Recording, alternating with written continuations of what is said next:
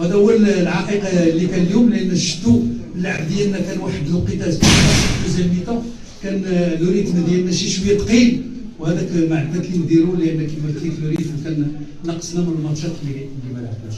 انا كيبان لي الشوط الثاني كله فريق الوداد تراجع من السونتر لتحت، يعني ولا كيلعب غير على المرتدات، وهو من الاول بعدا من الديبي ما لعبش بثلاثه المهاجمين، لان ما لعبش الهجوج، لعب بربعه ديال الوسط الميدان، ولعب جناح ايسر وقلب هجوم، عمرو كان عنده جناح ايمن، لان كان متخوف هو اكثر من اللي متخوفين حنا كما بغى يكون الحال كنا كنبحثوا على الانتصار منذ انطلاق المقابله، والهدف اللي جا راكم شفتوا ماشي من بعد شي سيطره ديال الوداد.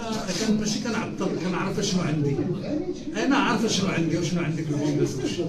انا ماشي هو الوداد اللي يخرج الحداد ويدخل وناجم، فهمتي ولا لا؟ هذا المساله راه معروفه، ليفيكتيف ديالنا ماشي هو الوداد، حنا كون كان عندنا ايفيكتيف ايطوفي واللعاب اللي عندنا يمكن يعطينا الاضافه اللي هو البرازيلي، كيلعب ماتش جوج وكيكون معطوب، لان ربما كون كان اليوم كان ربما يضيف شيئا اللي ربما نسجلوا به هدف.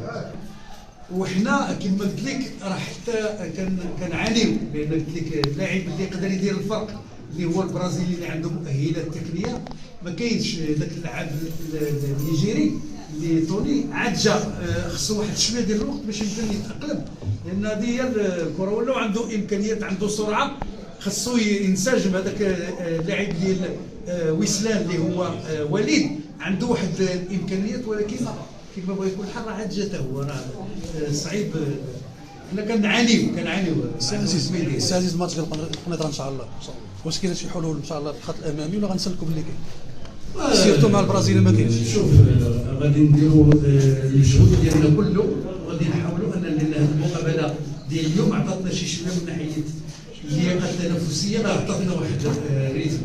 المقابله الجايه ان شاء الله غادي نكونوا احسن بكثير، ربما غادي ينقصنا المليل اللي ربما رجع للمستوى ديالو، ولكن كما بغا يكون الحال غادي يكون مقابله اللي غادي نحاولوا ناخذ فيها 3 نقاط ان شاء الله. سي عزيز، اخر سؤال بالنسبه للجانب المالي، وما اثرش على اللاعبين. سمعنا من مجموعه اللاعبين ماشي كنهوش على الراتب الشهري ومنحه السكن، كندويو على منح التوقيع، كانوا مجموعه اللاعبين باقي كيتسالوا منحه التوقيع، واش هذه ما اثرش على المجموعه؟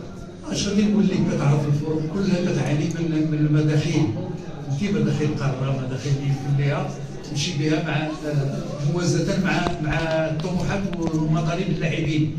هما الان لان ما تنساش راه عطاو واحد الطرف لبعض اللاعبين اللي كانوا ما خداوش، وغاديين تدريجيا كيوفروا المسائل اللي عندهم. كاينين دي بريم اللي عطاوهم، لي صالير ما كيسالوش.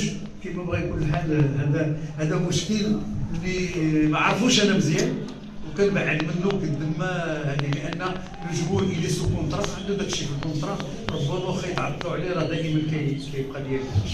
شكرا سي عزيز.